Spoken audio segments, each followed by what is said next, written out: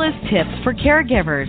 Health is on the air with Toula Wooten, your source to go for resources and information to help you in this rewarding but sometimes challenging role. Now here's Toula. Well, hello everyone, and welcome to another show of Toula's Tips for Caregivers. I am so delighted to be with all of you. Caregivers are truly heroes in my book, and we're going to talk about that a little bit today, especially during this very chaotic time of crisis in our world. I was going to say in our nation, but really in our world. In our nation, in America, we have over 44 million people who are taking care of a loved one or a friend or other family member.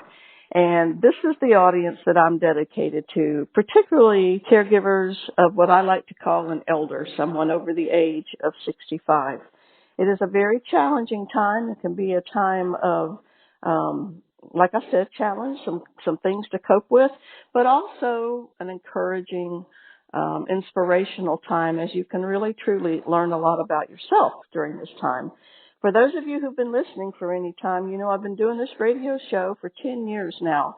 Actually, March 2020 marks 10 years of doing Toula's Tips for Caregivers. So thank you to my faithful followers out there. And my guest today is Lynette Hipsher. Lynette, I want to welcome you to the show. I'm honored to have you. Thank you, Toula. I'm honored to be on your show today. Thank you. Well, I look forward to chatting with you a little bit and learning more about you. I understand you are here today as Miss Senior Diva Jacksonville for 2019. And before we talk about that, why don't you tell me just a little bit about yourself? Okay, I would love to. My name is Lynette Hipsher. I am a born and raised Jacksonville Floridian. I am the proud graduate from Andrew Jackson Senior High School, class of 1985. I was also a former Jacksonville Bulls cheerleader, and I was honored to be able to perform with the USO in Guantanamo Bay, Cuba, for our great men and women that serve and protect our country. My career opportunities, I've owned and operated my own private in-home daycare business. I am also a certified nursing assistant with over 20 years of private healthcare experience. I'm honored to be married to my husband, Michael Hipsher, for 6 years. I have 2 daughters, 2 stepsons, and 4 beautiful grandchildren. And I attend the Church of 1122 at the San Pablo Beach Boulevard location. You sound like you have a very full and happy life, Lynette. I'm really excited about talking to you today. Thank you for sharing what you just shared. And by the way, I'm also a member of 1122. It's a wonderful body of Christ to be a part of. It is. It is.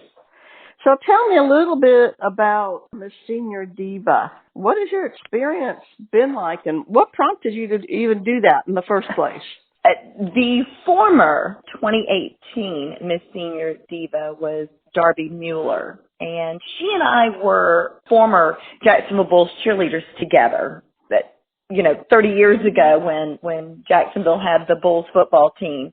And she's like, look, I think you have a really outgoing personality. You can speak well, with others. You're just bubbly and you're outgoing. I just really think you ought to give this a try. We started practicing in January. The competition was held in July. And you go through all the emotions of doing it, not doing it, doing it, not doing it. I just stepped out of my comfort zone, and I've done something that I've never, ever done before. I've never been in a pageant, and I did it, and lo and behold, I won. I also won Most Talented. So it's been a great opportunity. Just like I said, doing things that I've never done before, meeting people that I've never met, growing that camaraderie with women of my same age of peers at 50 and over. It's just a number. It's not a stigma. You can absolutely do anything that you can put your mind to it.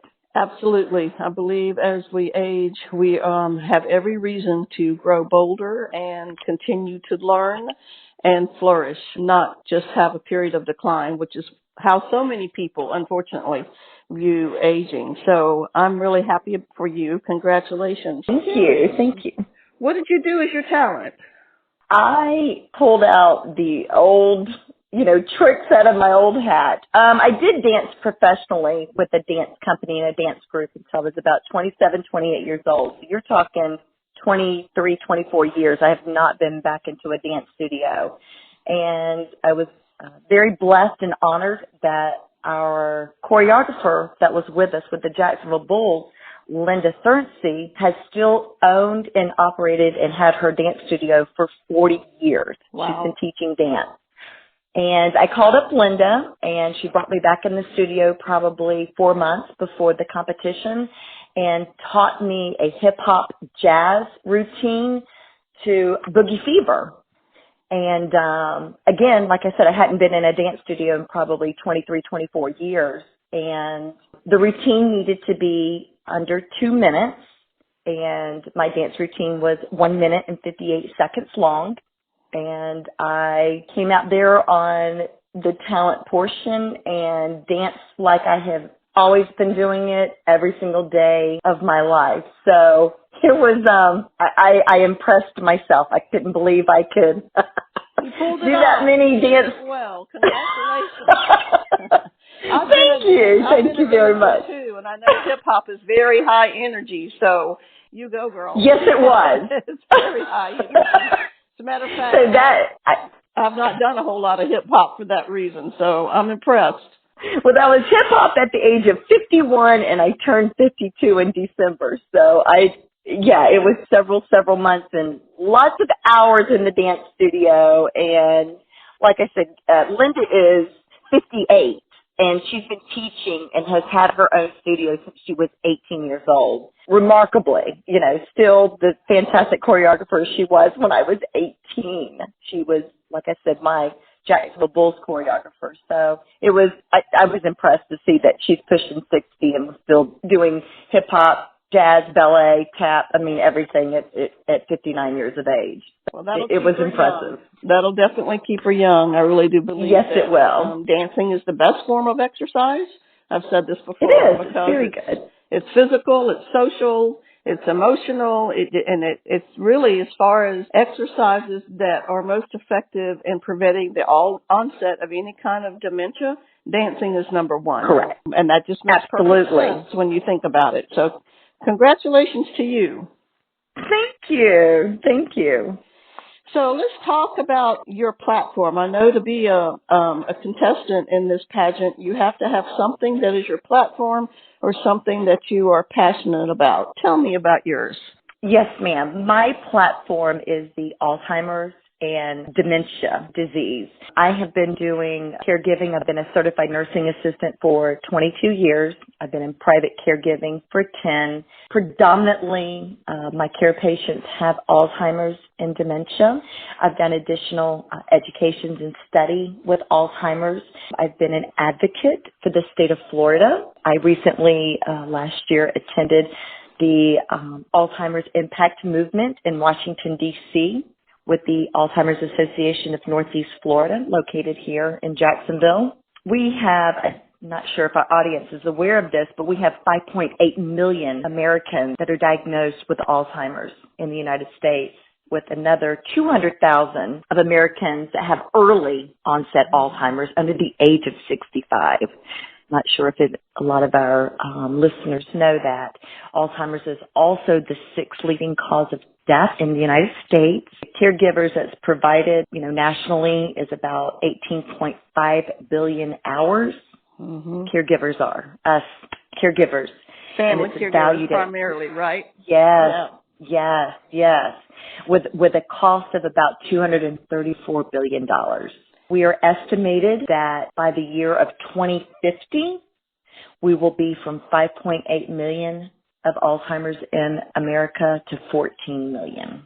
That's a 16% increase of the regular cognitive assessments. Sadly, it's going to be a growing effect in our elderly care as well as our early onset.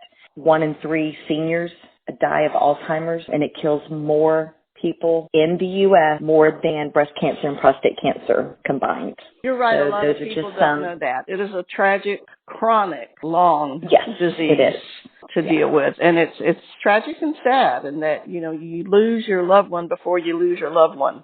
I like to say. And so all caregivers of our frail elders are heroes in my book, like I said, but in particular those who are caring for someone with any kind of dementia like Alzheimer's, because it is chronic, it's long-term, it can be aggravating, it can be exasperating.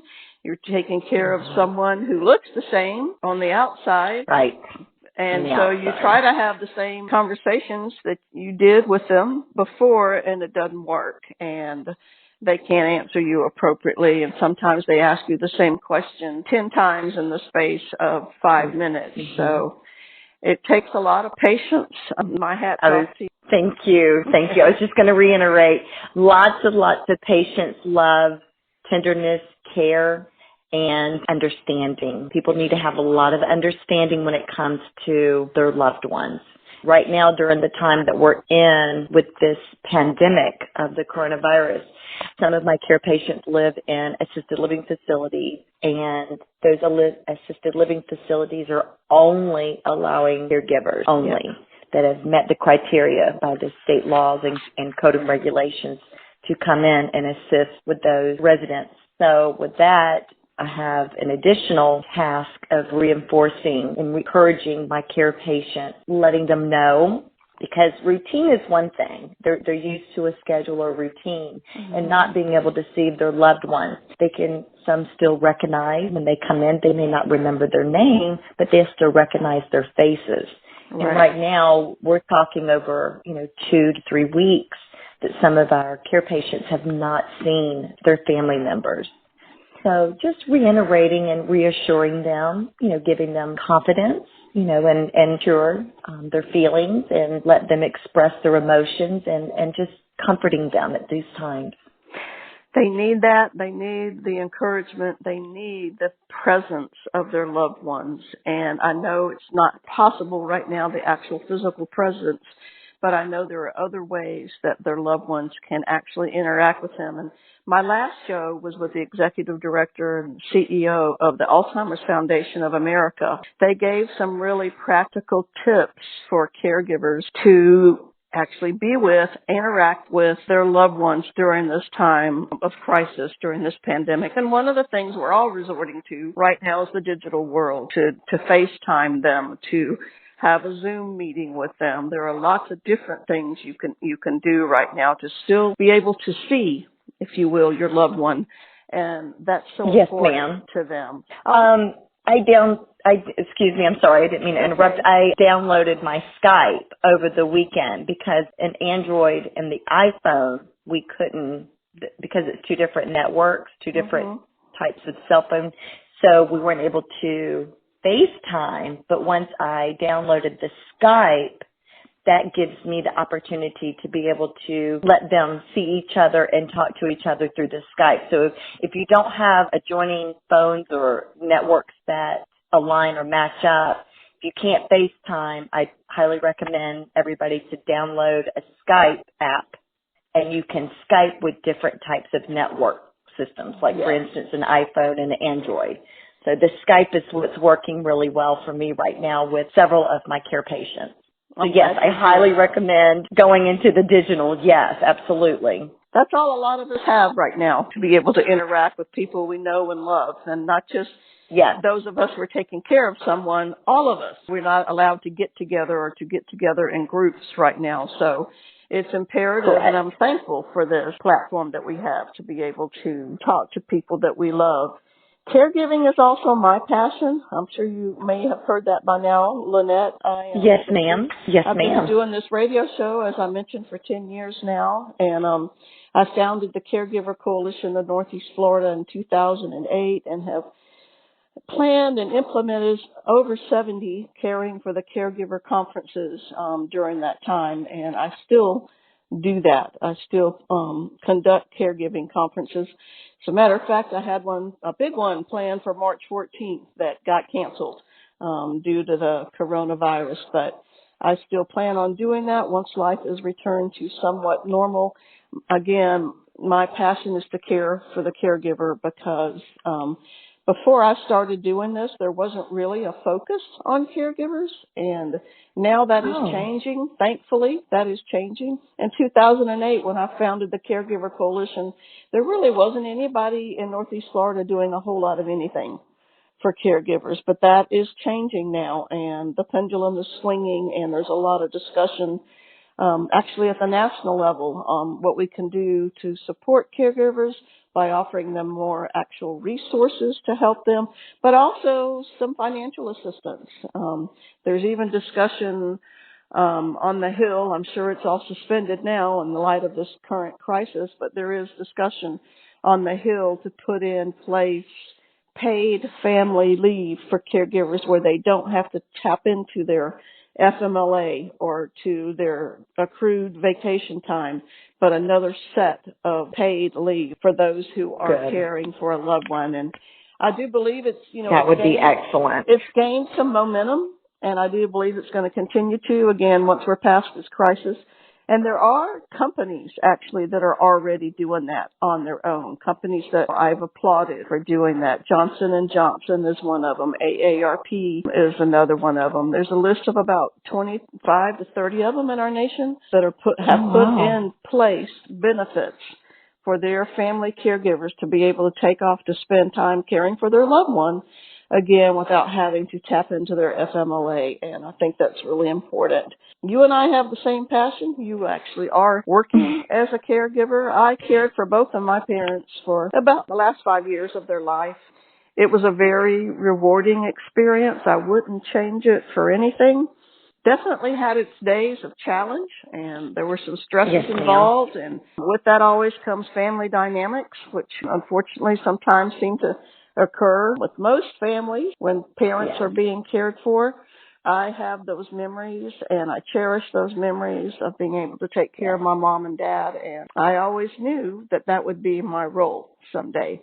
And like I said, I'm thankful to have had it. You've been doing this a long, long time. Do you have I started off taking care of my grandparents as well. I'm 52 now. I was 30. Eventually, we moved my grandmother in, and I took care of her for 5.5 years. So, yes, I've started off taking care of my own grandparents. Well, it's those people who start off caring for family that typically make the best professional caregivers later on. And I know a lot of people like you who are doing that, and it's because your heart is in the right place. Yes. You're doing it out of love, and that's the bottom line. We do this role because we love the people we're caring for. It's not always easy by any stretch, but it's the love that motivates us. So I thank you. Absolutely. Do you have any tips you want to offer caregivers who might be listening? Yes. One very important lesson I would like to stress is please make sure as a caregiver you're taking care of yourself. Please make sure you're getting plenty of sleep. Make sure you're eating. Make sure, you're snacking throughout the day. You're getting plenty of fluids. Do what we always do. I know right now there's stressing, throughout the world about washing your hands. That, as a caregiver, that's our second nature. I can speak for myself. I probably wash my hands 100 times a day, if not more. Please make sure you're taking time for yourself. You're not going to be much good to your care patient if you're not getting enough rest, you're not getting enough nutrition. Take a step back, take a 5-minute breather if you get a chance throughout the day, throughout your shift. Make sure you're staying hydrated, as same as your care patient. Wash your hands. Take regular bathroom breaks. You would be surprised how many CNAs on a 10 or 12-hour shift didn't go to the bathroom all day. That's a huge, huge one. So make sure you're going to the restroom, you're getting plenty to eat, plenty to drink, wash your hands, wear your mask, be careful, quarantine yourself. Only go out if you've got to go to the grocery store or, to the pharmacy. Just do your bare necessities, your bare essentials, and come home and stay put. When you take off your scrubs, discard them, put them someplace away. Mine stay in my laundry room, and I immediately go straight to the shower. So that is something I also highly recommend. Take your scrubs off, keep them in your laundry room, immediately head to the shower before you come in the house and you start hugging and kissing your husband and the kids and you start dinner. Those would be my friendly tips and reminders. Those are my suggestions. Those are good suggestions. And when you refer to taking off your scrubs and those sort of things, you're talking about professional caregivers, not so much a family caregiver, but that what you said is so important to be able to take them off, get them laundered, and yourself shower, of course, before you start interacting with your loved ones. Correct. Yes, correct. You're correct. If you're going in and out of the facility, but if you have your loved ones at home with you and you're taking care of them at home on an everyday basis, same thing. Please make sure you're getting plenty to drink. Please make sure that, you're eating or snacking, having you a bottled water throughout the day for the ones that are taking care of your loved ones inside your personal residence. So yes, I am in and out. I have some inside their private residence and some that are also living in assisted living facilities. Well, you make sure you're taking care of yourself, too. You've got your hands full and all of that. Yes, ma'am, I am. I promise I am. Good. Let's talk about the pageant a little bit. I know it's in July okay. 5th. How can you tell other people who might be interested in being a contestant to go about inquiring on it? Okay. You can always look me up on Facebook, Lynette Hipsher, or you can go to our direct website, A Seasoned Affair. Our founder is Kenyon Demps. Again, it's going to be held at the University Center July 25th of 2020. I will be honored to crown our next Miss Senior Diva. She must be in the age between 50 and 59 for the Diva category. She must be 50 by, I think, May 1st or June 1st. She has to be 50 by then. We do have a talent portion. Your talent can be anything from dancing to singing, doing a monologue, something of the arts. You can play a musical instrument. We do have the Words of Wisdom, which is our formal wear. You'll have about a 35-second Words of Wisdom, in which that time you will present your platform. You will also have a brief speech. Again, there's meetings that we'll have prior to that. We'll have get-togethers. We'll have many, many, many practices, meetings and practices, and you'll have coaches come in and show you techniques. Like I said, you don't have to be experienced to be in a pageant. I've never in my entire life ever been in a pageant. It's just something about turning 50. It's just fabulous. Well, I mean, I don't know. It seems like my whole world, and I've only been 50 2.5 years, but there is just something about being 50. It's just so much fun. You do things that you didn't think you could ever do. And at the end of the day, you might just surprise yourself and say, wow, I did it. And that was fabulous. That was great. I just highly recommend it. What's the famous thing I can say is step out of your comfort zone. Do something that you absolutely would never, ever do. Now, would I bungee jump? No. I'm terrified of heights. But would I go out and do a pageant? Yes, I did. I'm just blessed. Even if I wouldn't have won, it was still something I do not regret. It was absolutely fabulous.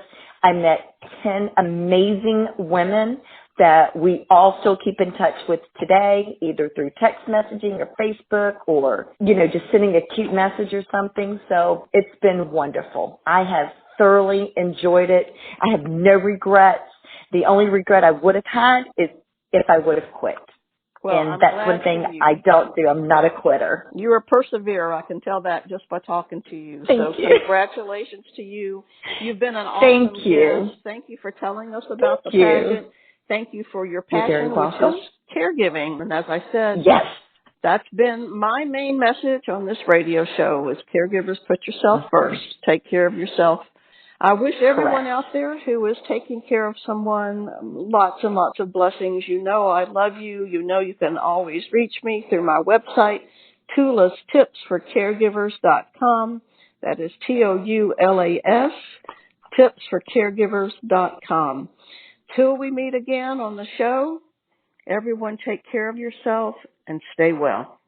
Hi, this is Toula, and I'm here to talk to you about Baptist's new Age Well Institute. Are you caring for a loved one who's 65 or older? Are you a boomer like myself who's caring for a parent? And perhaps your parent has been experiencing some decline in their overall health. Let me highly recommend to you the Baptist Age Well Institute. They have the only real geriatrician here in Northeast Florida who is able to look at the whole person. Their comprehensive approach includes a nurse, a doctor, a social worker, a pharmacist, a dietitian. They have their own physical therapy there. They can work with folks with memory disorders. My goal is to help you, the caregiver, find an organization that can care for your loved one who's 65 or older. I take my own parents there, and I highly recommend the Age Well Institute at Baptist. Please give them a call at 904-202-4243. Again, that's 904-202-4243. You'll be so glad you did.